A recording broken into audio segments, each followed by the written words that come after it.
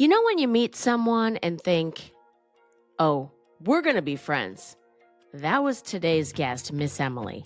I had never even met her before this conversation, and within minutes, not even, it felt like we'd known each other forever.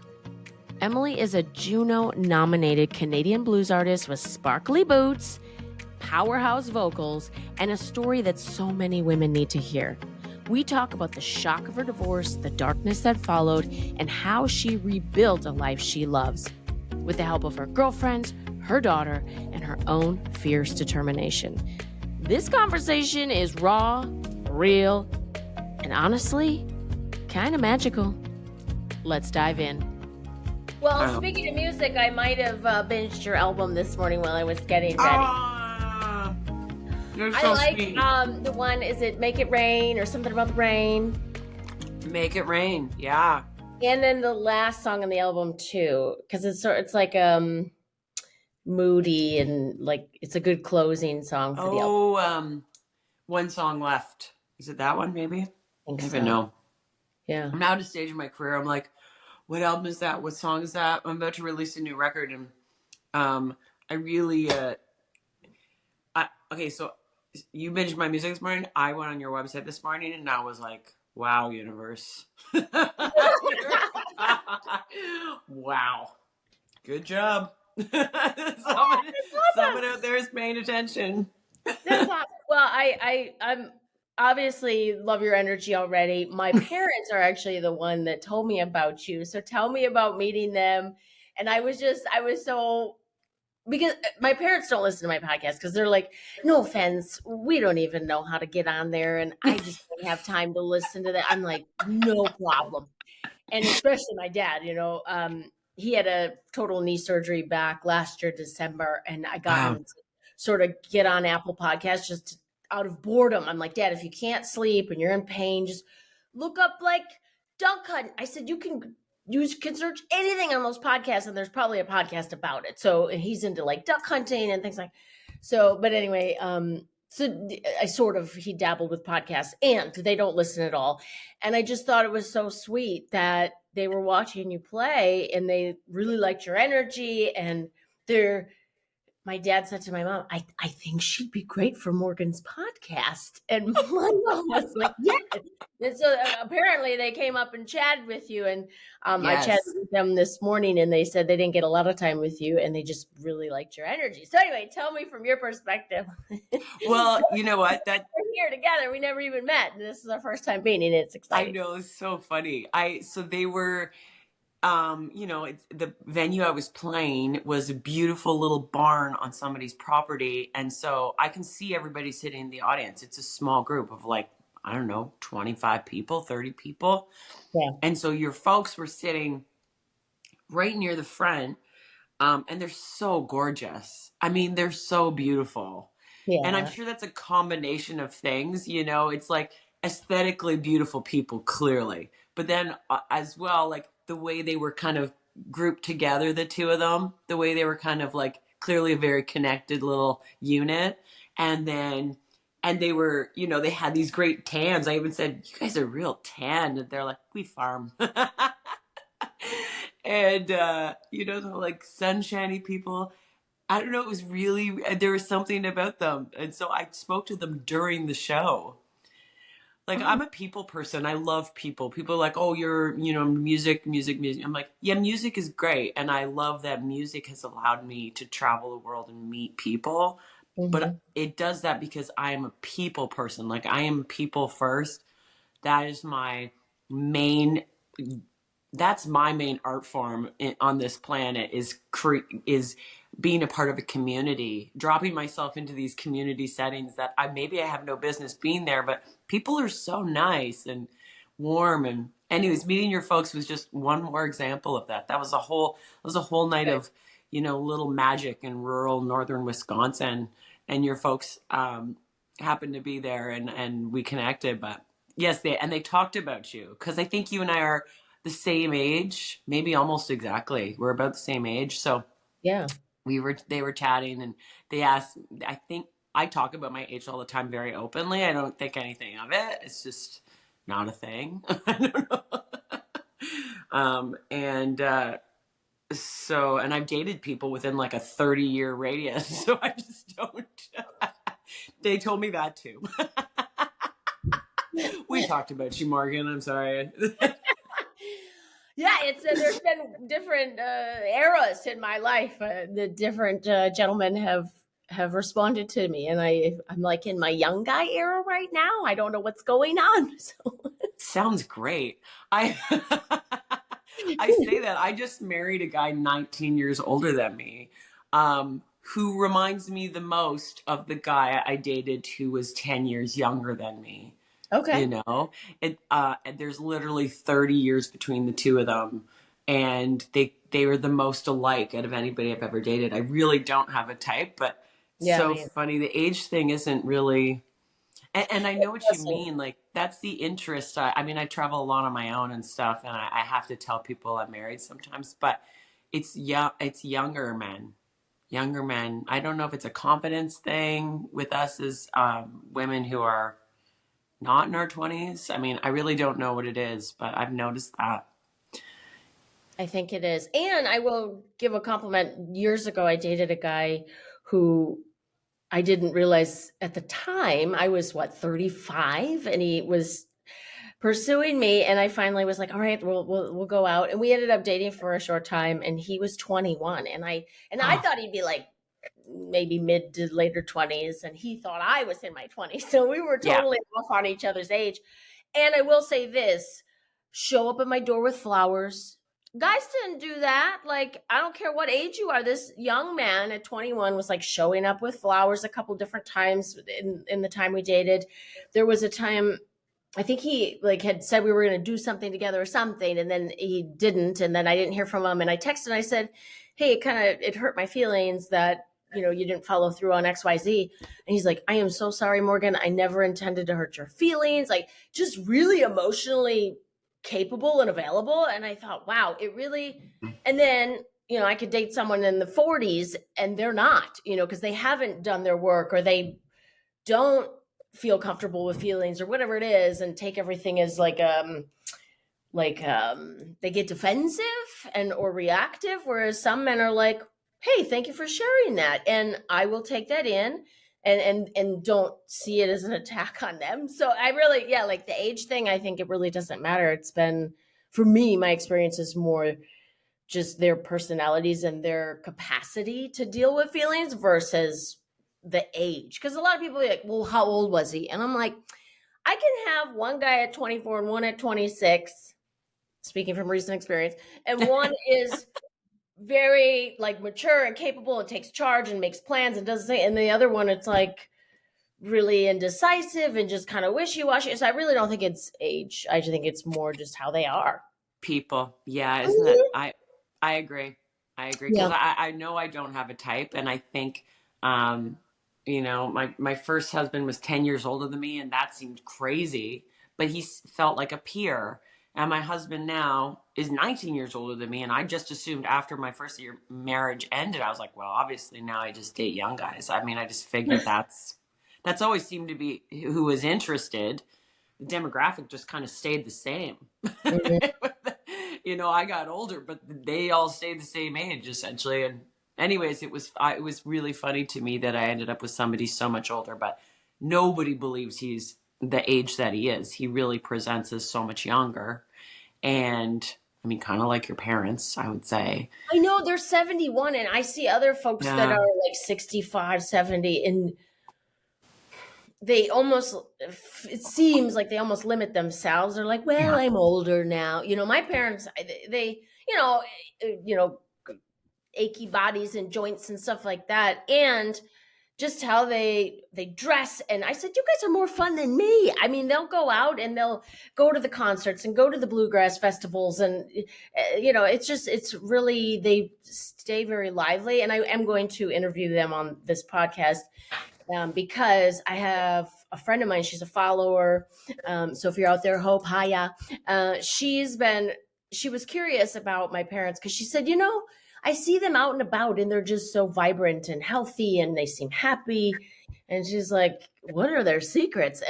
So I asked my parents about being on my podcast. My dad's not thrilled. So I don't like that kind of stuff. I'm like, it's just us. We're just talking.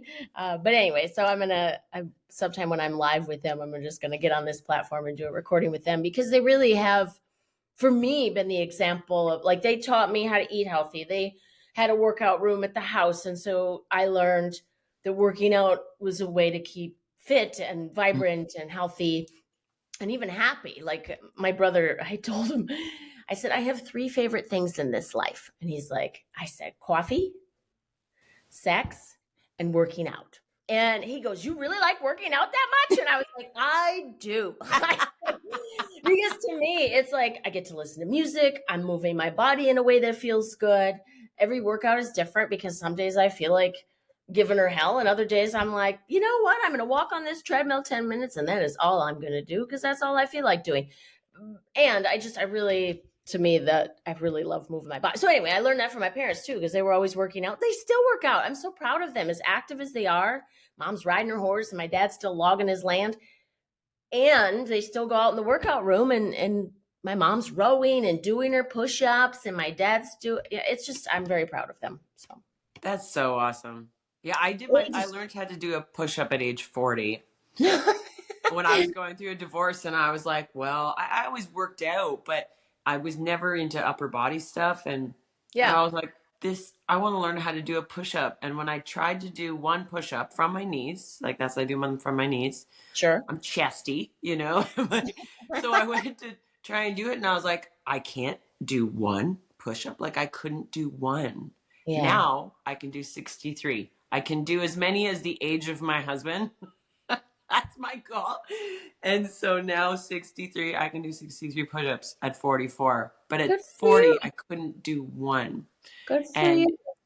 And I think about that with myself, and I've always been an active person. I don't love sports particularly. I love yoga. I do a lot of yoga. But I too enjoy working out. Some days I do have to drag my butt to do it, Same. But I do yoga pretty much every single day. And sometimes it's a meditative yin, and sometimes it's a more powery type thing. But I figure it all counts, and I'm amazed that my body can continue to be more and more fit. Like I feel I'm in the best shape of my life at 44. And that's crazy to me. I hear you. I think in my 30s, like 35-ish, I was peaking in terms of muscle mass, because I was younger, 10 by 10 years, and really hitting the weights per 5-6 days a week.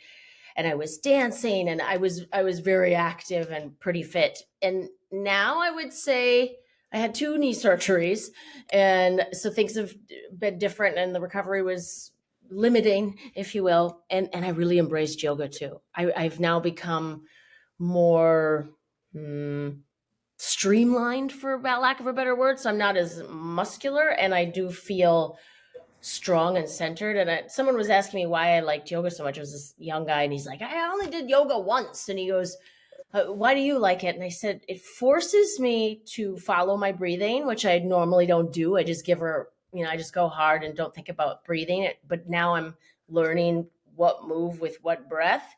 And also I'm very present. I have to pay attention. I can't be thinking about other things. I'm not listening to music. I'm listening to the person instruct me, and I have to be very present, which is not easy for me, and not something I'm always doing. So I learned to embrace yoga for that reason.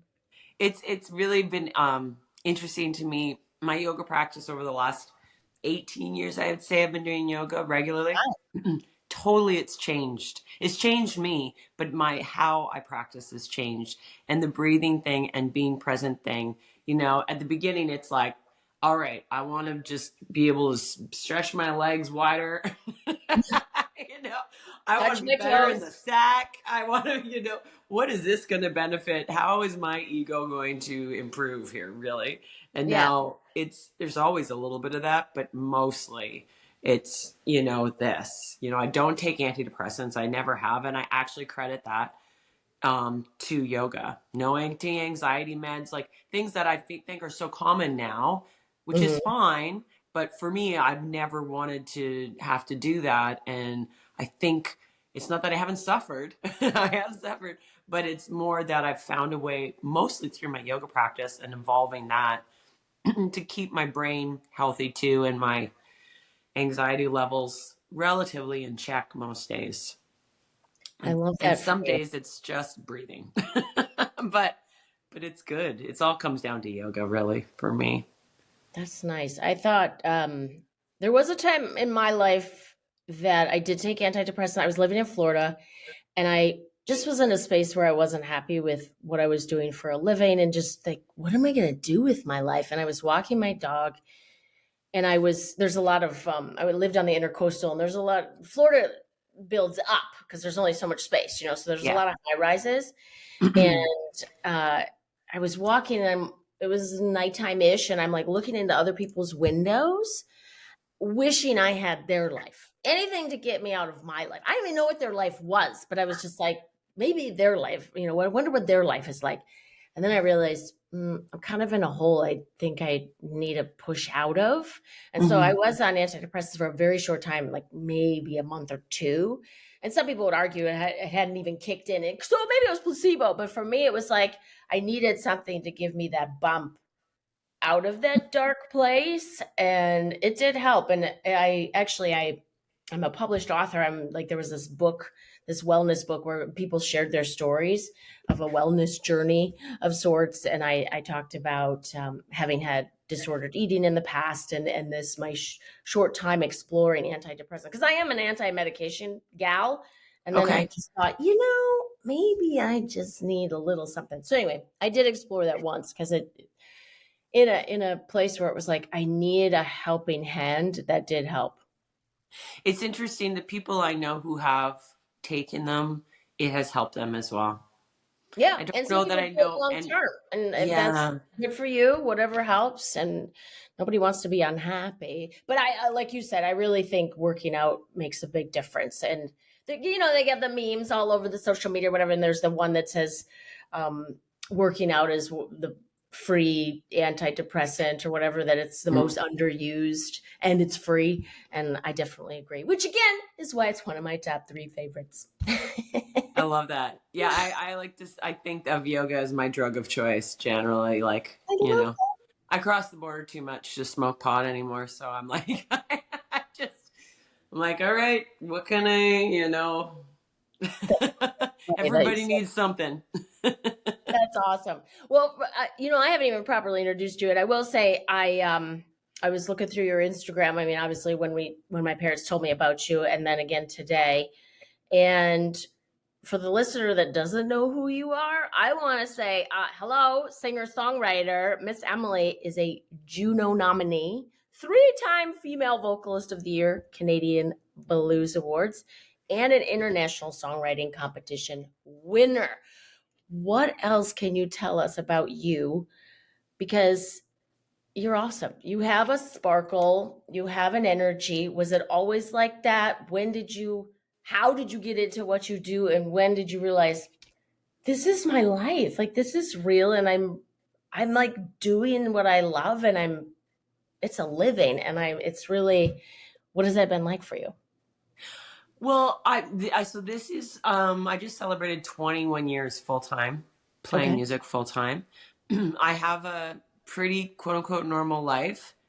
I was 23 when I went full time, and a few months after I turned 23, I found out I was pregnant. So my daughter turned 20 in May, and she's been on this journey with me the whole time. Yeah. I was not married then. I have and always will probably identify as a single mom. At times I've been Sure. married, Yeah. but it didn't really, I don't want to say it didn't matter, but it was so separate from um, raising her in so many ways. So she really is the main centering for me in life. And I might not be doing music if it wasn't for her, because that I knew from a young age was my thing. I knew I was a singer. I was meant to be a singer. And when you're little and people are like, what do you want to be when you grow up? And I was like, oh, I'm going to be a singer. And they're like, oh, well, Oh, that's so cute. Yay. And then as you get older, they're like, that's not realistic. And I was like, I'm going to show you that it is. And so I would say, having said that, a huge chunk of my career was plagued with pretty significant, uh, low income poverty. But I'll use the word poverty, and I had a child, during that time. So there were some major hardships, but I was nominated for my first Juno. Juno's Canadian Grammy, for anybody who doesn't know what a Juno is, because I'm sure many people don't. Canadian Grammy. So, I mean, I was nominated for my first one at 40. So it's really the last 5 years of my career. Well, let's say three. I'm going to say the last 4 years of my career, 3.5 years of my career have really taken off. It's kind of a post-COVID thing or coming out of COVID. When I was reading your website this morning and I realized, how we all get connected on this planet sometimes in the most interesting ways. But I was partnered and married for 10 years, not to my daughter's father. We started dating when she was like 5 or 6. And we owned a home, and he had 2 kids that I helped raise for 10 years. And in the middle of COVID, he essentially had a tantrum and one day and was like, I'm ending this marriage. And he did. He ended the marriage. And it was literally a bomb. Like it came out of nowhere, if you were me, anyways. And and I had no income at the time. It was the middle of COVID, so I could not perform, and I perform for a living. So I couldn't get a mortgage. It was like a rock bottom of a different type. And I realized, I had to be my own hero in a big way. And I found ways to,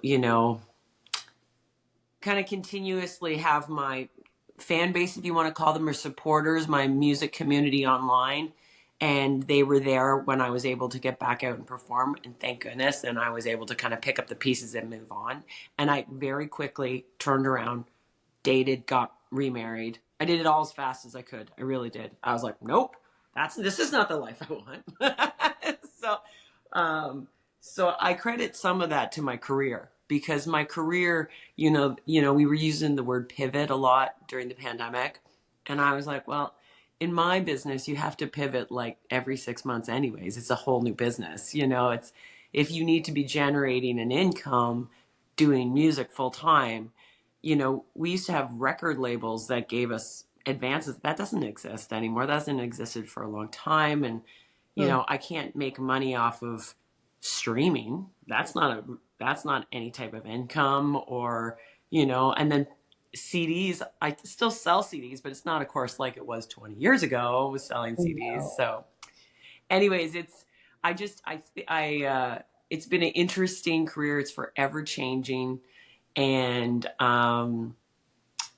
like just this week, I think I'm actually going to sign my first, I guess we can call it, record deal. Like it's kind of weird. It's like it just, okay. Yeah, it's still coming together, but it looks like that's what's going to happen. I have almost signed a couple in my lifetime, and happily not, and just ended up with really good drinking buddies essentially at the end of the day with company credit cards. But I love this business, and I love how it's ever changing, and I've been able to kind of evolve personally, and still run my business in a way that feels authentic. And I'm grateful for that. It's, it was a very modest career for a very long time. And just now in my 40s, I feel this real surge of confidence. Marriage breakup, the first marriage breakup, I think that really, it was one of those sink or swim moments. And then I realized, oh no, I want to swim. I want to swim so hard. I want to swim across the ocean. I want to do this so big. And then I just put my mind to it, and I've watched it come back to me in the most beautiful ways, I have many questions, Emily. My first one is, instead of CDs, what about records? They seem to be coming back. You could sign them, and it could be like a thing. So I'm gonna have vinyl for the new album that comes out this fall, which is great. That's cool.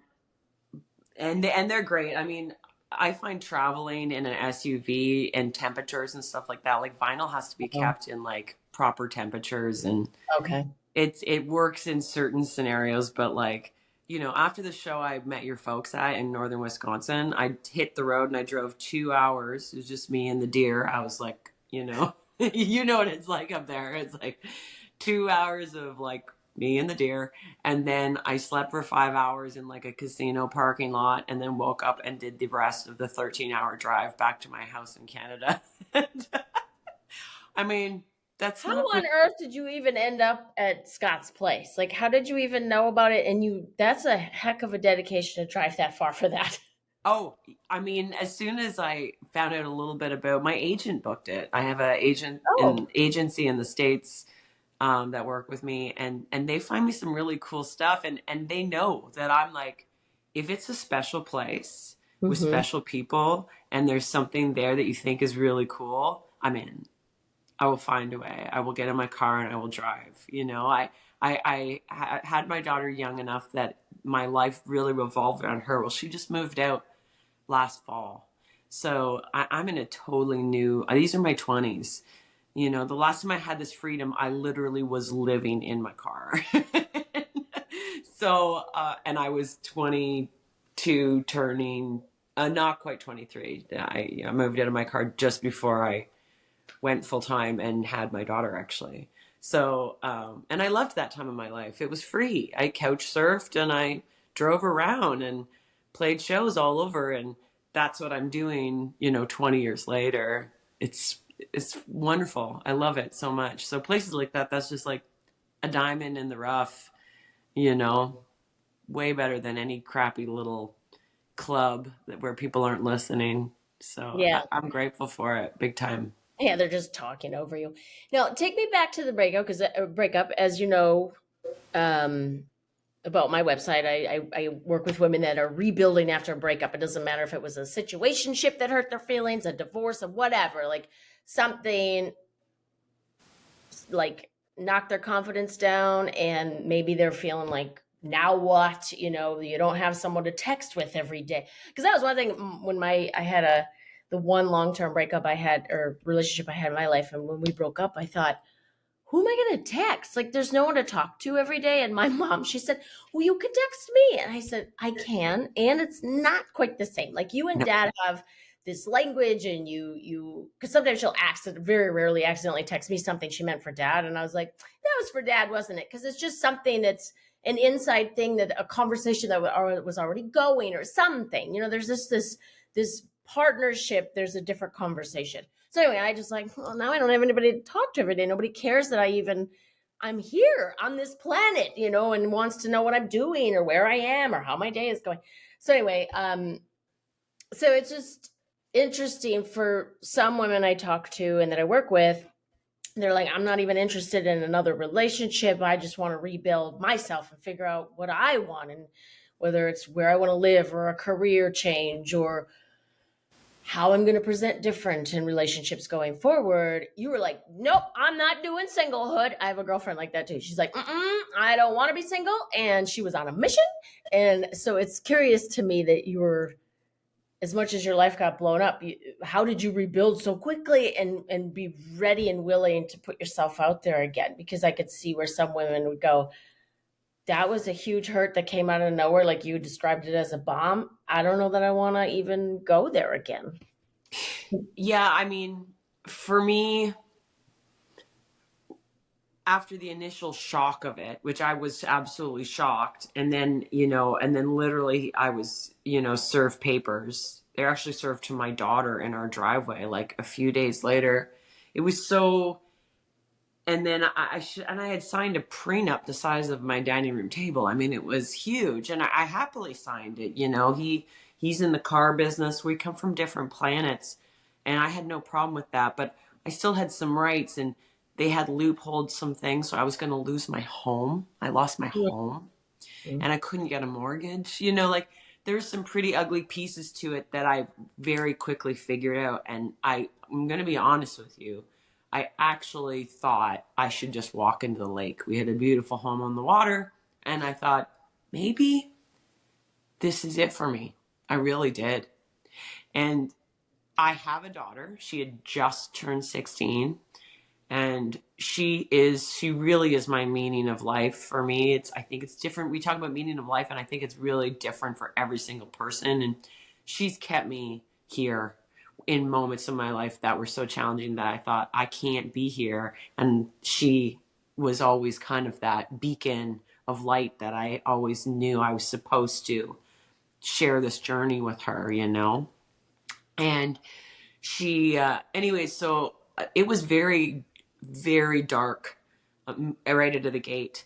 And the other thing was, I think a lot of women, probably age, say 30 something and up, we look around at our peer group and we have divorced friends. And, you know, I have some divorced friends who were like divorced, never getting married again, hadn't had successful relationships and wasn't really interested. And some of them were like on year 10 of this. And I looked at this beautiful group of women that I love, and I thought, I don't want to be that. I don't want to do that. That's, you know, they look at me as like some silly, hopeless romantic in all ways of my life. And I thought, I am going to have to really dig myself out of this fast, because what if I only get another 10 months? Keep in mind also, we're in the middle of a pandemic, so it actually felt like the world could end at any moment in many ways. So it all was like this perfect storm of like, make it happen, or don't be here. I really felt that way. And so what was my make it happen? It was, I want to be married. I love being married. In my industry, it helps to be married. I love when I go from town to town and I'm alone most of the time. If I say, oh, I have a boyfriend, people treat me differently than if I say, no, my husband. Then they kind of leave you alone in that way. And I want to be left alone in that way. I want to be friends with everyone. I want to take pictures and hug and talk to everyone. But I don't want to be hit on nonstop. And I'm just very monogamous, I guess. Boring. But that's who I am. And so I knew I had to just really like focus, dial my shit in and focus and get down to business right away. And at first I was like, who's ever going to want to be with somebody who travels often with men for a living? You know, we're in teeny tiny vans and spaces and sharing hotel rooms. And I thought, well, who wants to be married to that person? And I ended up opening up a Live Nation email randomly that had come in that would have been, you know, immediately taken to the trash. And instead I was like, well, what does this say? Is Live Nation back in business? Because if they're back in business, maybe the rest of the music industry would be back in business. This was August 2021. Canada, we were all shut down up here. And I open it and it says, Enrique Iglesias coming to Toronto. And I was like, Enrique Iglesias? And I was like, oh, I played that gig a couple summers ago with the drummer from his band, who's the music director. I didn't know it until I'd gone home, and I literally researched everybody I'd met at this function, because I knew people were, you know, successful musicians, and I wanted to really network, you know. And I had literally gone home and I had said to my husband at the time, I just played a gig with the guy who did the drums for Naughty by Nature's OPP. And he was like, what? Like, we listen to that song daily. It's like, yeah, this guy, he's like this white guy from New Jersey. Like, who knew? Yeah. Anyways, I messaged, his name's Van. I messaged Van on Instagram after I opened this email and said, dude, apparently if Canada opens, you are coming back here and you guys have a show in Toronto. And in October, I'm totally going to come to the show and check it out. And he's like, Emily, oh my gosh, absolutely. Don't buy tickets. I will happily get you tickets. How have you been? And I said, well, this is what is happening actually right now. And he was like, immediately messages me back and says, can I call you? And yeah. So anyways, he was like, can I call you? And I told him what was going on. And I said, yeah, you can you can call me. And he did. And then we talked every day for 7 weeks. And then we saw each other in Toronto. And, and he was like, I love you. And I was like, I love you too. And then Great. we've been together ever since. And that was that's all started. We started talking on the phone, I want to say 6 weeks after my marriage ended, or we got separated. I was still living in my matrimonial home looking for housing. It was a really ugly time, but I mean, it was just kind of crazy. So I was looking, but I wasn't even, it was so innocent, and we could only talk. Anyways, I think I just put it out there to the universe. We talk about the universe or like attracts like, but attitude really will take you so far. It really will. You know, you and I really, when my parents said we would try to get along, I'm like, yep. Like all they say. I was just about to say like attracts like when you said it. I was like, When I got out of my relationship, it was like a year and a half ago. And I thought, okay, I'm almost 45 years old here. Like if I'm continuing in these relationships where the gentlemen are inconsistent, they're not ready to be in a relationship, this is me. Because if like attracts like, then I must be like that because I'm attracting these kind of people. And they're good people. They're just not in a place where they want to be in a committed relationship, or at least not with me. And so I thought, So then I did a lot of walking during that time, that because it was gratefully summer. And so I would go outside where there's like a nature preserve down the road here. And I'd put on my classical music and I would just walk and walk and walk. And I would think, how do I want to be so that I'm attracting what I want? Well, what do I want? I want someone who's vulnerable. I want someone who's generous. I want someone who's emotionally, available, who is enthusiastic and supportive. And so then I was like, well, then I need to focus on being those things. And I will say, even though I haven't found a partner in this time, the folks I've noticed that the gentlemen that have come into my life since have been those things. They may or not be ready for a relationship. And so that's my next piece that I'm working on with myself is, wait a second, so maybe I'm non-committal. So that, that's what I'm working on myself. Because I've just lived very not wishy-washy. That's not the right word. I'm just very free. I'm a very free-spirited person. And like you, I love people. So I made a joke years ago to somebody because I used to travel a lot for work. And I could call somebody in Kuwait right now and be like, hey, I'm coming to Kuwait. Can I, you want to hang out? So I been a lot of cool places. And so I said to this guy, I said, I collect people. And he goes, that sounds creepy, like a serial killer. And I was like, no, not like that. I said, everywhere I go, I like to connect with someone because then I have a contact there, or I get to experience this person, whether it's intimately or friendship or just work. It's just, I have all these beautiful people in my life.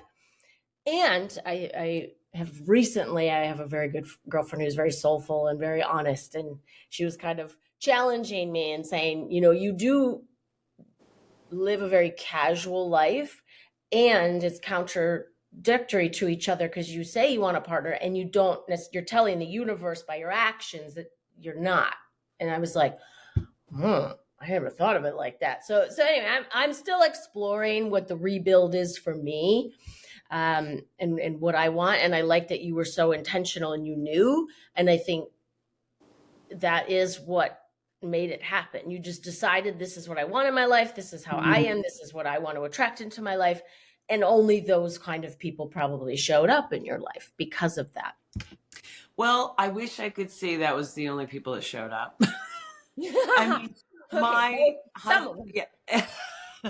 husband now, who is that person, that drummer who I eventually married, when I met him, was all over the map. He had girlfriends all over the world, and he had lived that life for a while. Even if he had serious girlfriends at home, he kind of always was kind of open to whatever, and pretty honest about it.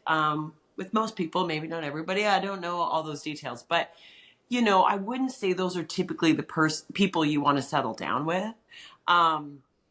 And at the time, I knew I was limited in what I could offer him. I still was technically living at my matrimonial, whatever home you want to call it, the house I had shared with my first husband. Yeah. The clock was ticking on that, and we did a quick turnaround there. So, but I was still married technically. I was separated, but I was still married. And it was a pandemic. We lived in different countries. I couldn't work, yet he was on tour. So, and when we started dating, he did have all these other people, really. And I, and he was pretty open about it, but he was like, I am in love with you. And I was like, well, we better figure out what this means because I love you too, but I can't do this whole thing. He's like, no, I understand that. And I don't want you to. And I need to figure out how to figure out all these things. It had been a long time since he wanted to be in, I think, a really committed relationship. And when it was presented to him, he had to really figure out how he could, change his life and lifestyle in order to make that happen. So there was a real transitional time there. And, I said to him, I feel like I should date other people too, just to be sure. So while he was figuring out his stuff, I hired a boutique dating agency out of Toronto, paid them a bunch of money because I can't go online in my business. That is not a thing.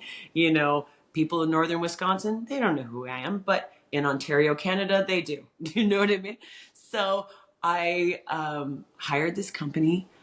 Well, that was one of the greatest experiences of my life. I only went on, I want to say, 3 dates. I talked on the phone with 1 or 2 people. What that did was build my confidence. They were able to take all my information and say to me, Emily, what happens is we often get people who want a 10 in a partner, but they are a solid 7.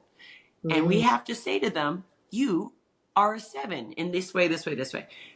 Why don't you look for somebody who is going to match you, And so they were saying to me, the problem is you think you're a 7. And they're like, you're not a 7. I was raised in a house growing up that was like modesty, modesty, modesty. And when I use this number thing, it's how do you present? It's not just a looks thing. It's like a lot of different things. It's a bunch of different things, Anyways, it was so good at building my confidence. It was such a wonderful experience in helping me value myself and understand myself and understand at the end of the day, I was looking for people who would think I was great. I just wanted someone to think I was great. So I was settling for these kind of ridiculous things.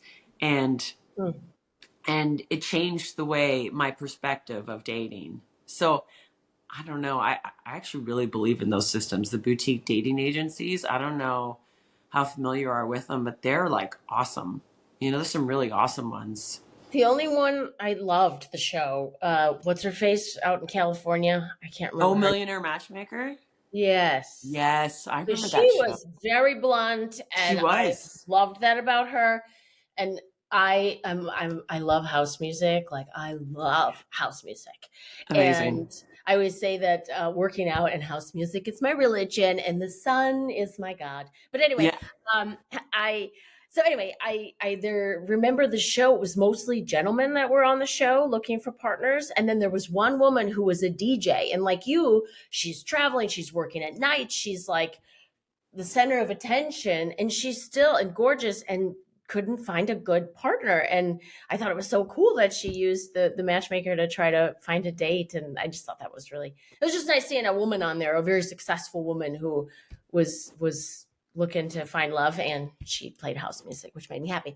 Anyway, and then there was a gal in Minneapolis. I remember her. She was a friend of a friend, and she had a very successful, like, soul-driven matchmaking high-end business. But now, in terms of your confidence, because as you were talking, when you were saying like the 7s and the 10s and all that, and you're right, it's not just looks. Because back in the day, I used to not feel confident in that. I'm like, oh, I don't have a career yet. Like, I was in the service industry. I have a master's degree in marriage and family therapy, chose not to practice a traditional licensed therapist job, really wanted to build a coaching business, didn't know how. Thank goodness there are coaches out there that then help you. Now I have one, and that's why I'm as far along as I am now, finally, after 13 years of deciding I wanted to be a coach for women. But anyway, I thought, I don't have a career. I got student loan debt. Like, what do I have to offer? And I've really had to learn. I have a lot to offer.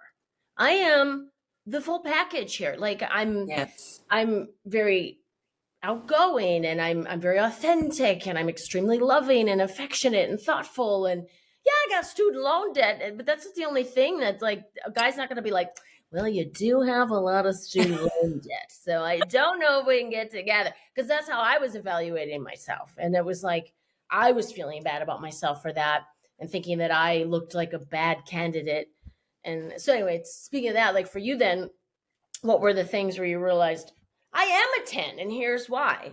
So for you, if you were running on I think I'm a 7, what changed for you? What did you have, any practices? Were there like light bulb moments, books I you read? think like that number system or whatever you want to call it, I think it's really more of a reflection of where you are in the evolution of you as a human. So some people, for instance, they're not, they have a hard time making eye contact. Well, that is going to make it really hard for you in a world where you're going to potentially date. Things like that can be really tricky. Yeah. And so, I mean, I'm using that as an example. There's so many examples that you can use. I think for me, what, like filling out, like I've always been hard on myself financially. And in my first marriage, my husband at the time was the breadwinner. He owned a car dealership, a Cadillac car dealership. He made good money, but he also had a ton of debt. So I didn't make as good money, but I was better with the money that I had. We had separate accounts, by the way. And I had some great perks. Of course, I drove around Cadillacs. I mean, that's hilarious, Showing up to these little house concerts. I mean, an STS. It was really funny. I was better with my money that I made, and I didn't have debt, and I invested healthily back in my career.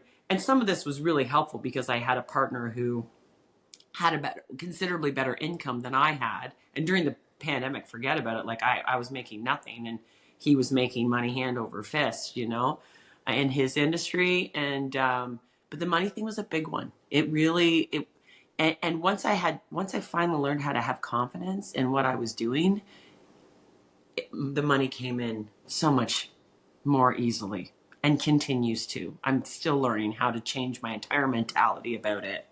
Have you read You Are a Badass at Making Money? Yeah. Because I know that the You Are a Badass series, the first one and only one actually I've read so far is the You Are a Badass at Making Money. And I read it in early stages of my divorce. Wow. That was a game changer for me. And a lot of it comes down to confidence, like, Yeah. yeah. And it's like, I have the skills, how many thousands of hours do they say you need before you can be an expert? It's like if you have a master's in your field, it probably puts you heads and tails over so many other people who are trying to do something like you do. You do it because you have the authenticity of who you are and what you want to accomplish, but then you also have this pretty important piece of paper.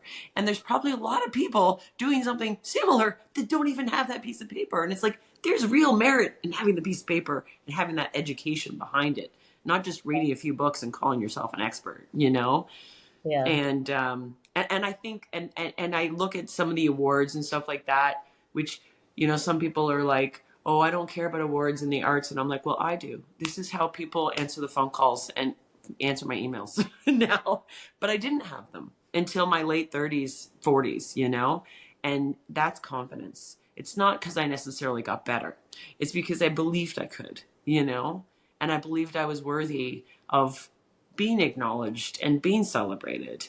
And that whole modesty of the 70s and 80s that we grew up in, like, we're children of the 80s. So I don't know how your household was, but like generally young girls of our generation, it was still like look nice, make people feel nice when they enter a room and enter a conversation with you, and don't talk about yourself, and don't look in the mirror, and don't think you're pretty because that makes you full of yourself. Don't think you're talented because that makes you self-centered and full of yourself. It was all these things. And now we have this entire epidemic of women over the age of, 35 who have, shit self-esteem.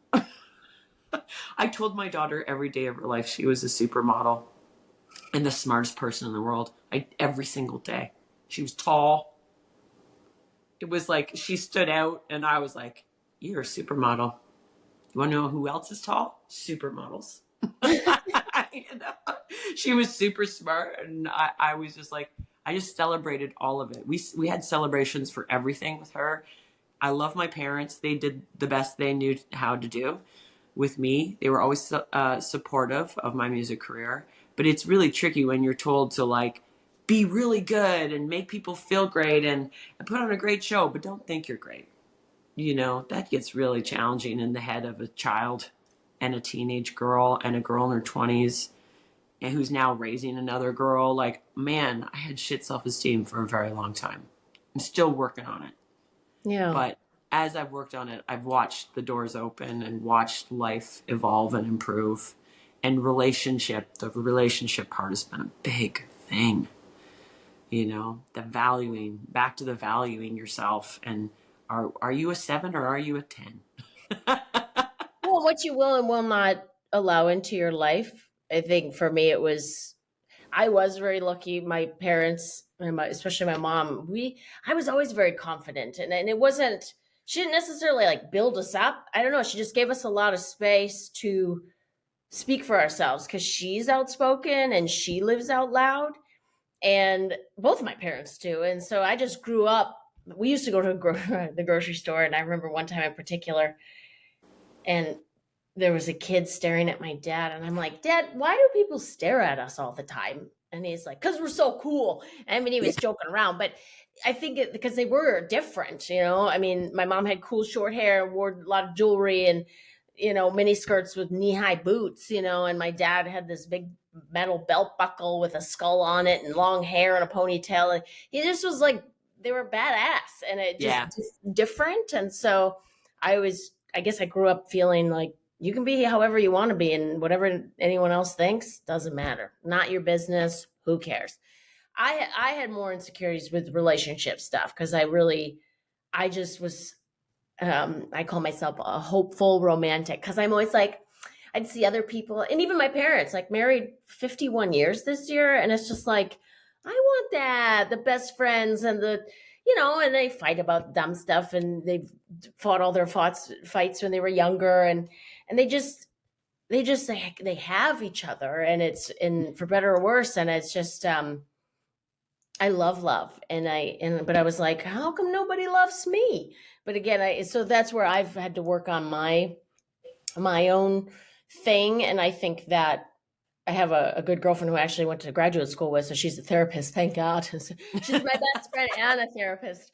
And I used to say, I wonder if until I'm living my dream life and really feeling confident about what I'm doing, then I will meet my person. Because right now I'm still building the life I want and feel really good about that.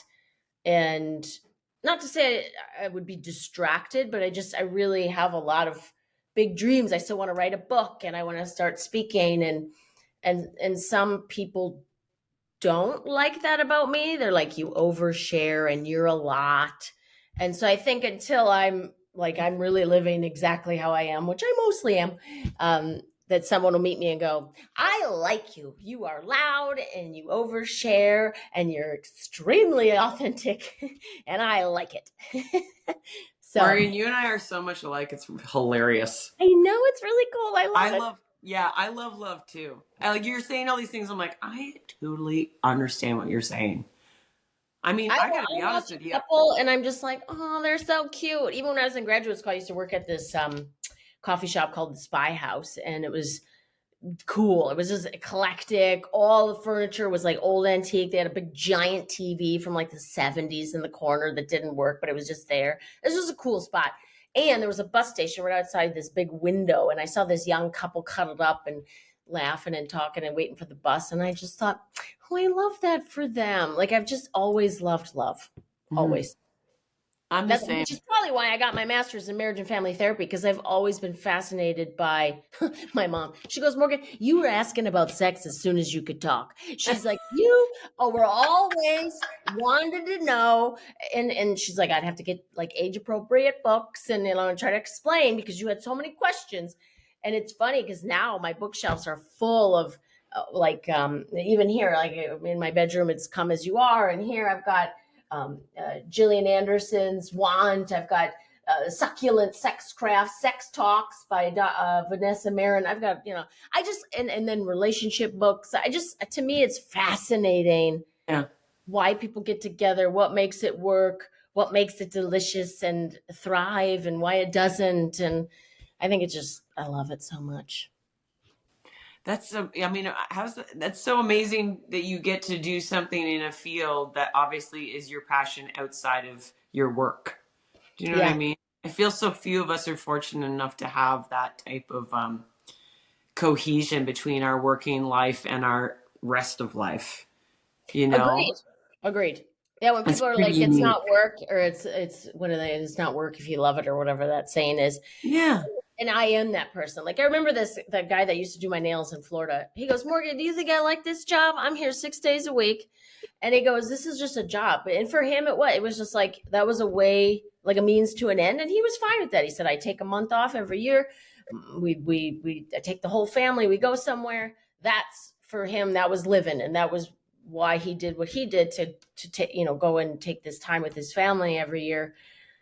And I was like, am I being unrealistic or selfish that I want to love what I do? But I don't think so. I think some people are meant to be like entrepreneurs, or go chase something and build something. And other people are like, I go to work every day and I'm fine. I love it. I'm happy. This is my life.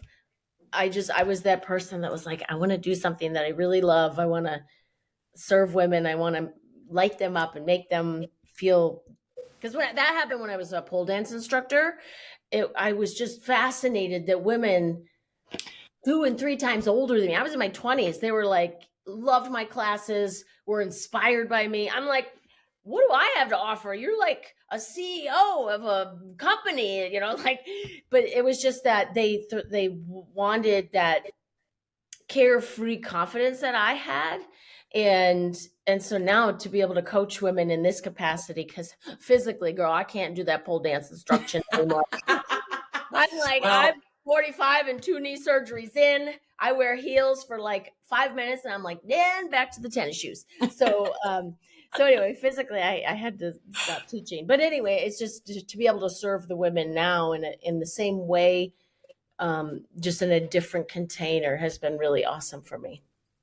you know what you're describing to me, it's I can't we compare our own situations, right, when we talk to others, and if you were to listen a few albums back, my music, it's a Yeah. lot of like anger, and I still like the music, it's a different theme. My themes now, like the album I made when I was losing my home and losing my marriage, and it was the middle of a pandemic and I had no real career. The album I made is called Defined by Love. I That's when I either was binging. that's I was like, I have to make the happiest music of my life here in order to survive. And that's what I did. I made music that was inspired me and hopefully would inspire others. I'm big on self-celebration. I talk about self-celebration a lot, especially as women. I feel like I know so many women who don't celebrate their birthdays anymore, and I'm like, that you need to celebrate your birthday. Yeah. Celebrate you, celebrate anything that you can about you, and it's so crucially important. So I write music that's centered around that, and it's not just for women, but women seem to be, real partakers of the message I bring out with that type of music. And this is fairly new. Like before it was all like my own self talk of like love lost, essentially. So a lot of those themes are pretty typical themes, and Yeah. now it's like it's about what's the fire within you as a human being on planet Earth, and what do you bring to the table, and what makes you happy, and what makes you tick? And like, that's the themes of my music I write now. That idea, like, what at some point in your life, you're like, well, what do I leave behind? Right. And it could be as simple as just a lot of smiles on people's faces because you opened every possible door for as many people as you could. Or it could be through your work, and for me, it's through my music, and which I guess is my work. But like, I'm getting better at dialing in the message I want to, put out there in as big ways as possible before I'm done, Mhm.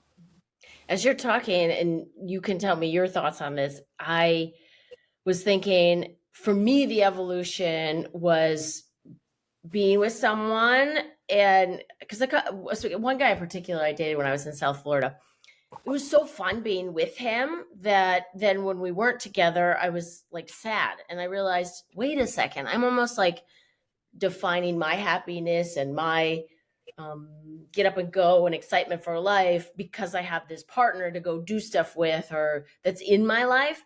And now it's evolved to I'm really solid and happy and confident all by myself. Mm-hmm. And a partner will be this fun, beautiful thing in my life that's just, I don't want to say an accessory, but it's almost like, so I can see where your music, it's like a lot of songs are love and loss and sad, and now I could see your music because you seem like somebody that would be more about the love you have for yourself and your life and who you are. And you also love someone, and it's not because now your life isn't so much better because he's in your life. You're awesome. He just adds this wonderful light in your life. Or I don't know if I'm explaining it right, but No, that's you are. about that. And you're explaining my marriage now, actually. The way I've never really thought of it that way, but as you're talking, I'm like, oh, you know what she's describing right now? Because I know what you're saying. It's not an accessory, but like, my marriage now is a wonderful, beautiful part of my life. It is not the be all and end all of my life. Whereas We your do not first have marriage, children it was like together. he paid the bills and you were his wife, Yes. and it was like you were almost like not under Yes. him, but like he was the person and you were kind of there. And now it's like you have two equal partners coming together, you and your current husband, Mm-hmm. as really powerful, empowered, confident people who love being together. And Yes. yeah. Who are essentially fully evolved people with Mhm. still evolution to go.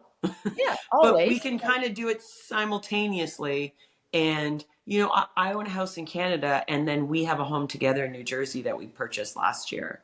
Okay. So we share a lot of things, but we also have a ton of independence. And I Hmm. mean, I think that's good. He lived as a real serious bachelor for like 10 plus years. And there's certain things about how he lives and the freedoms that he likes just in his space and stuff. And he loves me so much. He really does. Um, but I'm like, what am I going to go changing a man who's 60 years old? That doesn't seem like a realistic thing. Also, do I want to? Do I want to spend time changing anybody? Oh, how about I try and just only focus on myself and let him be Yes. him? And then we do these fun things together. Like he just played Las Palmas, Canary Islands. So we turned it into a little trip. We extended his Enrique show.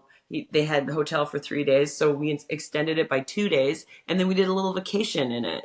And we flew there together. So the flying together was just like part of the travel together and doing something fun together. We don't get Yeah. a ton of time together, so it's like they have 2 shows in Mumbai, India in the fall, and I was like, I never thought I'd go there, but I have to be in France in November. Why don't I go to Mumbai with you for those 4 days? And then you're in Abu Dhabi. I can fly there. And then the next day, I'll just fly to France. And then I'll be where I need to be. Like crazy, Yeah. weird things. It sounds like a lot of money, by the way, too. And it's not. It's actually not even. And the Okay. hotel's covered by his employer. And then it's like, why wouldn't we just, figure out how to just, instead of waiting for each other to be home at the same time, why don't we just kind of roll? Why don't we? I mean, but it's nice to have routines. That's helpful in relationships for sure. Requires a lot of extra communicating for the two of us. We have a Google Doc that we're constantly adjusting schedules. I But love that. yeah, I mean, this is my freedom. Like you were talking about how you really love your freedoms. I'm like, ooh, freedom. I'm still learning what that is. I haven't had freedom, really since my early 20s, and I was just getting fired up then. And so now I'm like, what kind of music do I like to listen to in the car by myself, driving 12 hours alone? I could listen to whatever I want, and That's great. audiobooks, and I just bought a Yeah. house. I'm not even looking to buy a house. I found a home. It was 10 doors down from my old home on the water that I lost. I just it was like an advertisement on my phone. I was like, I could I could buy that house. It was like a really good price, and I was like, oh my gosh, didn't think I'd move, but I didn't choose this house. This is the only house in my daughter's school district that was for sale during a housing crisis in the pandemic. It's been very good to us. I'm very grateful for it. I never thought, I had forgotten that this isn't my goal. The water is my goal. I say it that way. The lake is that way. It's like literally I can see it through the trees, Nice. when the leaves are off. And so I just bought it. I didn't have to call my husband and say, babe, I really want to buy this house. No, my money, my life. Yeah. He was like, are you still going to come to New Jersey? I was like, of course, but now we have a lake house. Doesn't Mhm. that seem great? Like it's not fancy, but it's on the water. To me, your relationship is a testament of two things. One, when you built your life after the divorce to your first husband and realized, what do I want and how am I going to get my finances together and my confidence? Mhm. And you were feeling yourself and really rebuilt into who you felt really great being. You attracted someone that was a really good fit and liked you exactly as you were. Second, that when a relationship is meant to be, it's going to be, because his lifestyle, and it's not the first story I've heard of that, where someone's like, I mean, I've met people that are like, I would never get married again, or they're just having a lot of casual love affairs, and then they meet somebody and they're like, they do a 180 and they're like, let's get married tomorrow. I love you forever. And so it's really, you can't assume because someone has a certain lifestyle, whether it's you or your husband, Mhm. oh, they're never going to settle down because they're traveling or they got groupies left, right, and center, and this, that, and the other. It's like, no, when it's the right person, you don't have to beg them. One of my favorite authors and speakers is Matthew Hussey. He's from the UK, but he lives in LA now and married maybe a year or two ago. Anyway, he wrote a great book called Love Life, and it's about your love life, but it's also about loving your life. Like, when you love your life, you'll attract the right person. And I like listening to him because I used to be the person that would have faith in people. Like, maybe it'll come around, and maybe, you don't know what he's really thinking. Now it's like, if a guy shows you who he is, believe him. If he tells you that he's not interested in being in a relationship, believe him. Bye. That's not for me right now. We're clearly not a match. Like, and learning very quickly now, it's okay. We're not a match. I'm not mad. I'm Yeah. a little bummed. So glad we were honest. See you later. So I think that you two both were living a life that was not typical of people that settle down. And when you meet a right person, you don't have to convince each other why it's going to work or not. It just works because you both want to. And he wrapped up whatever situationships he was having all over the world. You were like, let me date a little bit while you figure out your stuff. And at the end of the day, maybe it wouldn't have worked out, but it was meant to, so it did. It's just like a testament to the right thing in your life will stay. A girlfriend of mine from college, she sent me something on the Instagram, and I loved it so much I printed it, and it's on my refrigerator because it says, anything that is meant for you stays. Like, you don't have to, you just slam your heart into things that light you up, and whatever is meant to stay stays. Anything else, This isn't about you. Let it go. It's not, you don't need to convince, you don't need to manipulate. You just be you, be Yeah. authentic to you, and whatever is meant to stay, stay. And your relationship is a testament to that. Because, like I said, both of you live very untraditional lifestyles, quote unquote. You know what? And hearing that is inspiring. Um, and I needed to hear that today Good, for a few reasons. good. So Tell thank you for sharing that, because I'm like, oh, see, okay, me. thank you. I have to make a phone call. I'm just kidding. No, it's, you know, the other thing, it made what you were just saying reminded me of this, because when my person I'm married to now was, shutting down his other stuff, I said to him, I want you to think about this long and hard, because you and I are from, although we have similar businesses, we're very different in relationship worlds, where we come from. And I said, I I love you and I want to be in a settled down relationship with you, but just because I want that and you love me and you want me to have what I want doesn't mean that's right for you. And Hmm. and I said to him, just because not everybody's going to understand your life or celebrate your life and think that that's healthy or whatever, it's actually nobody's business but yours. And I love you so much that if that life makes you happy and fulfilled, nobody, including me, should ever tell you that it's not okay.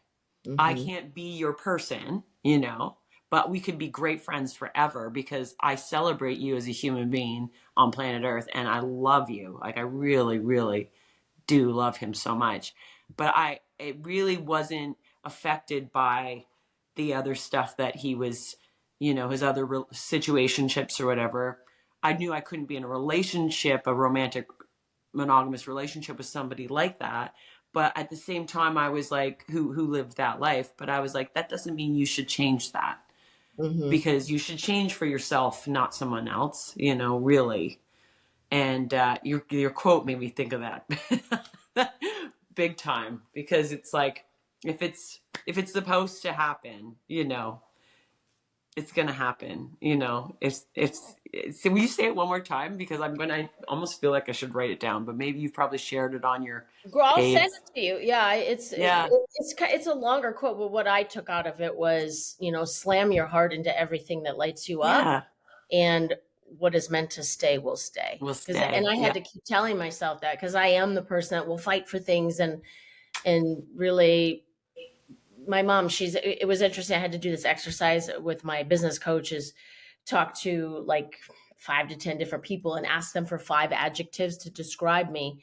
And it was really cool because it was really consistent. There was a lot of like, confident and, free spirited. And there was, but what was interesting is my mom, because some people said loyal, and she said, you're loyal, but she said, I would say more faithful. You have faith in people. Even if they don't deserve it, you have so much faith in people, and you're very faithful when you decide that you value someone, even if they're not the right fit for you. You give them the benefit of the doubt, and you really believe in them. And I was like, thanks, mom.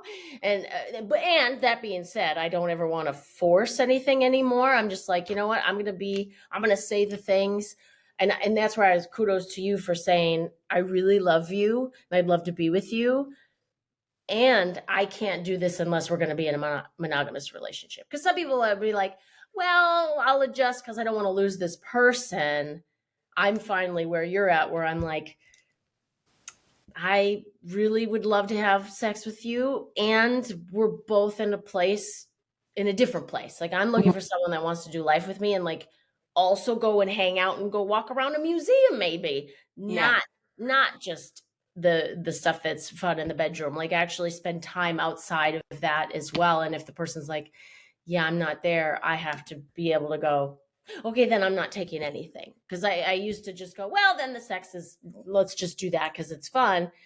And now I'm like, yeah, it is fun. And then I feel kind of lonely and sad after. Sundays, yeah, especially. I don't know, Sundays to me were always family days at the house when I lived at home.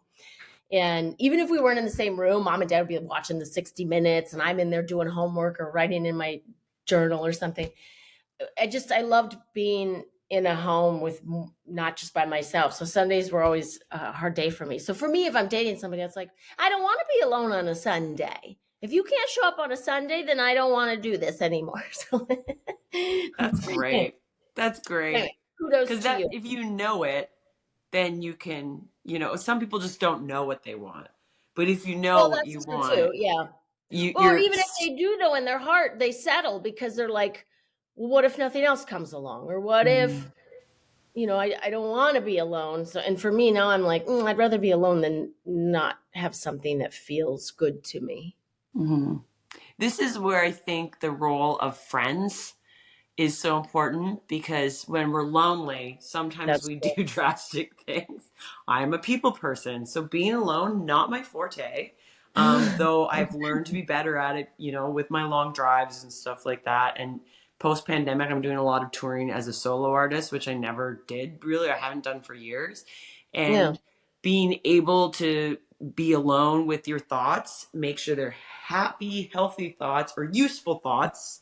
Mm-hmm. They're not all necessarily going to be happy, but that they have a purpose that's not unhealthy, and but the rest of the time, like when I'm in Canada, I miss my husband so much. I love him so much. I Mm-hmm. mean, he really lights up my life in so many ways, Yeah. but our lives, we are not in the same country. And he's, a lot of the time, he's on the road or I'm on the road. And it's just the way it is. Is it forever? I don't know. Maybe. But would I choose to be not with him because of that? Hell no. I know, because to me, I haven't settled in him. And I think I've settled for so much in my life. And I did not settle with him. I feel like I found the greatest person for me in 1,000 ways. And so, it's not super easy all the time, well, thank goodness for friends. And that's what I'm getting at. But here in Kingston, where I live in Canada, I have great friends, male and Good. female. Good. And it's a crucially important part of my existence, because I will get very lonely. I can be very lonely when I'm alone here and in my home. So that I really lean in, and then I think, and it's not a huge group of people. It's a smaller group, and I love that. And I've it's reiterated to me that this idea in my head that I had from being a little kid, like your partner must be your best friend and you do everything together, and every meal at 6 p.m. you eat together, and you follow each other around, and you're this, well, of course it was Yeah. the woman following the man around more in my head. Oh man, the freedom I have, and I can still have this healthy relationship, and it really has brought me closer to my friends, because that's just a nice diversification of life. And It's essential. Do you know if you're familiar with Esther Perel? She's got no. known for the book Mating in Captivity, and now she does like a lot of speaking engagements. She's amazing. Um, she, I think her book, it's not here, but it's somewhere. Anyway, she's just someone that she talks about that. She's like, we used to be in community. We raised our children in community and we lived in community. And now we're very separate. And Mm-hmm. she's also from Europe originally. She's Jewish and she grew up in Austria and Belgium. And she talks about it's different, especially American culture. It's pretty separate. And she said, we've put on our partners to be everything, like you mentioned. And it's an impossible. It's like, I want you to be novel and sexy and interesting, but I also need you to be safe. And I need you to have a routine and make me feel grounded. And she's like, it's like, they can't be all of those things all at the same time, and so it is essential to have your friends and to like you said, diversify. It's just because one person can't be all of those things. You need to go out with the girlfriends, and you need to have your gay friends, and you need to Mm-hmm. have and I love that you have guy friends too, because anybody that's in my life, if I had a partner, I don't know that I'd be establishing new male relationship friendships, And there are some significant ones for me that I've had for years, like 20 odd years. So for me, it's like, well, if we're going to be together, just so you know, there are a couple guy friends that I've had for my life, and they're going to be in my life. So anyway, yeah, that reminded me of Esther Perel, and she just talks about partnership and how important it is to not rely on your partner for everything. And it's nice. That reminds me of the care and feeding of men. Is that what it is? Or husbands or something? It's like an old book. I have a friend who's she's Mormon, actually, and she lent it to me when I was dating my first husband. Yeah. And I'm sure there's some real dated things in it, but it was ultimately this whole idea that you shouldn't put it all, and it was like specific to women in heterosexual marriages or serious partnerships with men. And it was like, you come home from work and you bitch to your husband or partner about your day at work, and it's or you want to bitch about your friend or whatever. He's not wired that way. He doesn't you care. Need girlfriends. you need to believe what she said. Yes. That's what she was saying in the book. She's like, call your friends. Don't think that your male partner, who's this heterosexual dude, it's like men are from Mars, women are from Venus. Like, why are you thinking that he can be all the things? He cannot. Yeah. This is what he is good for. This. You know your list, whatever your person is good at and excels at and is interested in. And the other stuff, why are you expecting them to be all that? No. Reach out to your friends. Reach out to your parents or siblings, whatever. Like, find the person that meets those needs and can, like, converse with you about certain things, or, you know, help you through whatever you're going through. It's not always going to be your heterosexual male partner, for instance. And I loved that. I was like 30 when I read it, and I was like, this is mind-blowing stuff. This is smart. Speaking of girlfriends, before I let you go, we got to talk about fashion, because when I was scrolling, when you went to the JUNO Awards and you were with your daughter, that purple lame dress you were wearing, the gown, I was like, so pretty. And then you had like almost a flapper dress, the fringy silver dress. You were rocking some black leather shorts with white go-go boots. And I was like, I have those boots. So tell me about your fashion, because has it evolved? And for me, I just, it's funny. Do you watch Sex and the City at all? Oh, yes, of course. Samantha's my spirit animal. So wonderful. Anyway. Wonderful. And I love from the one movie where she picks out a dress for the red carpet, and the gal at the store is like, don't you think that's a little old, or you're a little young for you? And she goes, exactly how old do you think I am? And I was like, I still kind of dress like that. And I think I got that from my mom, because it's like, there's no age limit. Like, if I want to wear, my mom's still rocking mini skirts because she's got those long ass legs. Yeah. And for me, it's always crop tops. The girls are out. We are having a great time, and jewelry and all the things. So anyway, I feel like we have very also similar fashion sense. So I want to learn about your fashion sense, and has it evolved? And when you're on stage, because I used to dance. And so for me, my stage presence was the gowns and the rhinestone jewelry, and you don't wear that in your everyday life. So for me, it was like this role I was playing of, elegance and class, and it was very glamorous, and I felt glamorous. And so I'm just wondering how you translate your fashion into your stage presence. And so anyway, tell me everything. Well, this morning I was supposed to have a house show at 7:30, so this is like last night's mascara. And, love it. My Lululemon. Oh, and somebody who was looking at my house to buy it, they decided to turn my air conditioning down to like sub-zero temperatures. Oh, so they want it to be chilly in there. Freezing in here with my anyways, I have two extreme looks. Okay. Yoga mom. What is she like? I don't even. It's like yoga mom. Okay, we'll say yoga mom with like 3-day-old hair and yesterday's mascara. Okay. And then I have my going out. And yes, so I started wearing crop tops at 40. I was like, wow, if I don't start, why? Modesty. I mean, that weird not modesty. Now when? Yes, that weird modesty. And like, the divorce diet is real. So I had lost that kind of extra chunk that I had around my middle from my little Okay. comforts, and I've Okay. managed to keep it off, you know. And so yeah, so I'm 5'9", and I when I sit Yay. down 5'9", but when I sit down, I'm the shortest person in the room because I am all legs. I like have no torso. My torso, I'm busty, and then I have legs, But but see, no the crop long tops torso. are good for a short torso. I have a short torso too. I'm just short in general. I'm only 5'3". And crop tops, yes, for the short torso. Mm-hmm. It's fun, right? And high waisted. It's not even like a show much, but Yes. I love. And when I play shows now and stuff, the bigger shows, anyways, always the eyelashes, always the full makeup. I've never figured out how to do my hair, so my hairstylist is just always like, okay, let's just cut it, and then this is my wash and go, and I just put some dry You shampoo in it, toss mess it it up. around. I know. But I love this. Like some people are like, that is insane. I'm like, no, I love it. I love this. And You if you want know? to like rock your hair around, like Yes.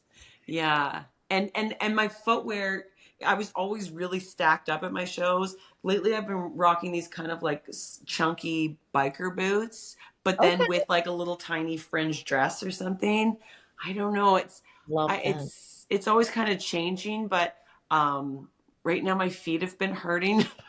so so I'm not in my stilettos. I'm in biker boots, but still with like crazy glam, whatever else. I mean, I Yeah. love jewelry, and it's one of the reasons why I don't play guitar much during my shows with my full band because then I can't wear some of my jewelry. So Oh, so then I'll be like, you guys play all the instruments. I have big bracelets and necklaces I need to wear for this situation, you know. love that. So tell Anyway. me then, for yesterday, for instance, I went to this house music thing, and you got your workout wear, and I went and worked out, whatever, and I got home and I was like, what am I going to wear to this thing? So I put on my black on black Spanx crop top with tight pants and my fanny pack. And I had, well, because it was rainy here, but then the sun did end up coming out. But anyway, I wore my rubber boots, and I'm on the beach, and I loved it because then my feet weren't dirty. But anyway, I was wearing my shiny black rubber boots, and I was wearing this hat, this real cute like fedora hat I got off of Amazon.com, and I was the homeless guy was like, girl, go on with your badass self. Thank you. So I will say, like, an outfit will literally transform you. And so, how does that for you when you're like, because I got to imagine there's days where you're like, I got period cramps, Oh, or I slept not great, and I am not feeling my best right now, and I got to go out there and like bring it. Um, what influence, how does it like change you when you like almost gear up, like is it like putting on like a uniform, and are there certain things that you pull, like whether it's accessories or a certain top or whatever, that you're like, I need this one today because I need that energy right now? Like tell me about like getting ready to go on stage, and oh, what influence fashion has. it's very much to me sparkle and fringe, sparkle and fringe, sparkle and fringe. So fringe to me, I as I've gotten older, I dance now really like no one's watching, and thank goodness because I am not a dancer. I am not. But all I know is what I'm doing. I'm trying to make myself bigger for an audience. So when I get Yeah, dressed, I think about how does this outfit make me look bigger in the right ways. And sure. so fringe dances, even when I stop dancing, the fringe is still dancing. So I do a lot. I have like a fringe cape I wear. I do a lot of fringe. I love fringe. Okay, And then okay. if it's sparkly fringe, it just brings it all to that next level because then it's like under the lights, and sometimes you just need to show up and be the shiniest disco ball in the room in order to get everybody's attention.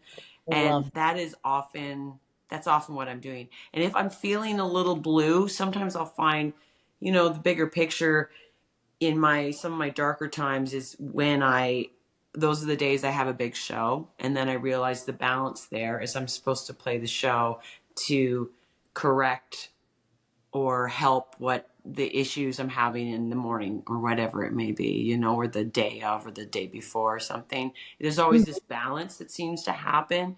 So, of course, those are the days I want to crawl into bed and just cry myself to sleep. But there is no calling into sick work, into work No. sick with my business. Yeah. So then it forces me, when you feel really crappy, usually the last thing you want to do is like put on your best outfit and go out and like host a party. And that's what I have to do. And it's awesome. It's great. I think probably it's saved my butt a few times in my life, Mhm. and continues to, um, I Hmm. don't know, help me be generally a happy person across the board. And a lot of that actually has to do with what I'm wearing. It really does. I can't just show up looking garbagey for No, me. Like I just can't. I can for I'm a the podcast. I feel my same. cozies and like and yesterday's hair and makeup, and just like I love this, because I do believe it's important in my business that people see me, all of me, which not everybody feels that way, and that's totally unique to each person. But like Yeah. I really glam it up so much in my shows often that I want people to see, on my Instagram and stuff, I'm very much, this is me without any makeup. I don't say it, I just show it Yeah. because it's Yeah. normal. I people will say to me, the number one piece of feedback I get typically at shows is because people will have they'll know my online presence or whatever, and they'll say, "Hey, you're like the same on stage as you are off a stage," and I'm like, "Well, let's hope." Yeah. It seems very complicated otherwise. I know it's not for every artist, but for me, I would find it very confusing to be a different person. So where I get that difference is through what I wear, I think, the way I glam it up. But the personality, the person is still the same. It's just, you know, you want to shine a little bit brighter, I think, in those moments when you're supposed to. And the rest of the time, I just allow myself to be me, you Mhm. know? Glam I me is still me, but Oh, absolutely. When you were talking about taking up space, I love that. When I used to teach, I used to do these exotic dance workshops. It was 6 weeks, and I would kind of walk them through. The first one was like just how to walk on the heels and not fall and look sexy, and how to hold your body, like a dancer. But one of them, we would talk about using space. And so it was like, I want your vertical space and your horizontal space and how to move to take up space. And it reminds me of an interview I did with my friend Tania. She's a fitness coach. And she said, women are like socialized to get smaller and not take up space. So I love that you said that, because whether you're performing like you are, just in our lives, take up space as a woman and just really, however that means, if mhm. it's glam and wear sparkles and fringes or whatever that means, to take your stage and take up space. Yeah, Yeah. better late than never. And the smile. I don't know how it is for you, but like I didn't smile as much. And as I've gotten older, Really? I don't have filler. And so sometimes I look at my face and it seems like weird, creasy, liney in certain parts. I'm like, but then I smile. And then I just see the prettiest version of me that I Yeah. think is the prettiest version of me. And it's Yeah. forced me to smile more. Good for And you. that's awesome. It's awesome in how I feel like people perceive me. It's awesome in the reflection I get back from other people who smile back at me. And it kind of comes from this ego-y place of like wanting vanity. But at the same time, I realize, oh gosh, it really changes everything in your, how you kind of float along in the world when you're smiling more. I mean, as basic as that sounds, it is my number one accessory. It's smile, smile, smile. If I'm singing a sad song, I find a way to smile a bit in it so people can tap into the hopefulness Yeah. behind perhaps the serious nature of the lyric or something. Like, And yeah. just like yawning, it's contagious. I know my dad noticed that here in Chicago. They came to visit and we did all things Chicago. And dad goes, like if I smile at people on the sidewalk, they smile back and they seem almost a little surprised. And I said, well, yeah, because when you're in a big city, you interact with so many people that, I mean, you'd be like, hi, how you doing? Hi, hi, hi. Yeah. You don't have time to like say hi to everyone. And, the few times he would make eye contact with someone and smile or say, good morning or something, people were genuinely, they're like, oh, hi, and so I think it is contagious and people love it. It's and I like that you find a way to smile even in the sad songs, because you're right, it's like you're sad right now and maybe you were sad when you made that song, And now, just like the phoenix, you came out of it, and you rebuilt, and something came out of that sadness. You almost have to go to that place to be in the other place, like the happier, brighter, healed place. Well, and we started this conversation. You said "Make It Rain" was a song that you liked, and that's my divorce song, and it's sad and it talks about the sadness. Mm-hmm. And worth saying, the "Make It Rain" is actually, it's like this double meaning. It's it's not what you think it means, but the goal in that song was to, how do you find hopefulness? Because when I was going through my divorce, devastated me in 1,000 ways, but it also gave me an opportunity to be my own hero and to pull myself out of the darkness. And I had the skills. We all have skills that we don't even know we have until we're faced with something really unique. Mm-hmm. And then it's whether we choose to use them. And sometimes we need help. I had a lot of great books, and I had some good people in my life who helped. But I really think about that. And in that song, when I sing that song, because it's hard for me to sing it, I try and smile through most of it, so people can see that it reflects on a time, but also there's hope. There's hope coming out of it.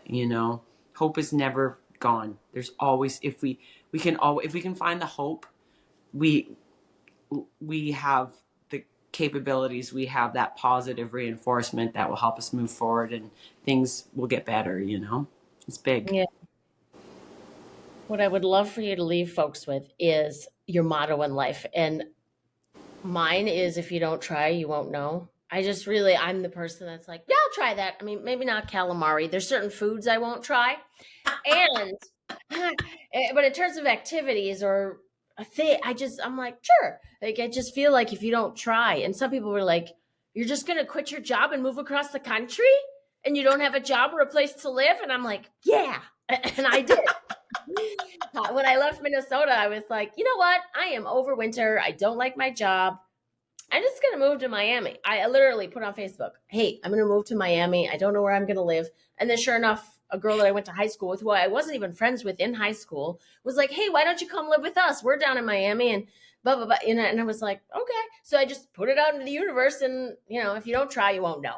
So anyway, do you have a motto in life that you would share with people? Oh, I have a few. I do have a mantra that I write in my book every day, and it continues to evolve, and it's getting longer and longer. And it started from you are a badass at making money, if you can believe it. It started with this financial goals thing, and then it Okay. evolved from there. So it starts with a financial thing. But the second half of it, which is kind of more all encompassing, is I bring joy to this world through music, love, and community. And I almost always say yes. I say yes. Like, the answer is always yes. Oh, home on the water? Yes. How are you going to do that? I'll figure it out. I always figure it out. Career music? Yes. Opportunity? Yes. Get married again? Yes. Yes. Yes, yes, yes. Say yes. And then if it doesn't work out, okay, pivot, find something else to say yes to. It's just, I think we overthink things as people in North American society generally. I think it's a cultural thing, which is why the yes people like us look like crazy people sometimes, because people are like, what? You're doing what? You're doing, I hear that every week. Something new. Someone is like, you can't, what? I'm like, yeah, well, I don't feel like doing the same thing every day for 45 years, I need to change some things, and I'm eighth generation from an island in Lake Ontario. I left. 8 generations did not leave? Really? It's not that far from the mainland. Like, they just stayed and stayed. And I was like, you know what? I'm going to take this opportunity to leave and find something else for my ancestral heritage. And I did. And I feel great about it. And it's still changing. Yes, yes, yes. I love that for you. And next time, well, I've never been to Canada, so I feel like I might have to come to Canada. Please And come next up. time you're here, we need to get together in real life. I very much look forward to it, Morgan. And I hopefully I will have a lovely lake house, modest but lovely. Please come visit. It's great up here. Also, you're not far. I've done the drive from Chicago to here before. It's totally fine. It's not a big deal. It's like 13 hours. Psh, nothing. Game on. How incredible was Miss Emily? I'm still thinking about the part where she said she didn't want to stay stuck, that she chose to figure it out, to heal, and to find the love she actually wanted. If you're in the thick of a heartbreak, or you're trying to rebuild your life after someone blindsided you, I want you to hear this loud and clear. You can rise again. You're not crazy for wanting more or different for yourself. You are courageous. If you're ready to take the next step, I made something for you. Go to morganbarkis.com, subscribe to my email list. You will get instant access to my free training, Bounce Back Quick, 5 confidence boosters after the breakup. You can also, from the website, book a clarity call with me to find out more about the personalized coaching I do. You can also check the show notes. I have links to both the free training as well as booking that clarity call. Hey, also, please send this episode to one of your girlfriends who's been through it. Let's keep lifting each other up.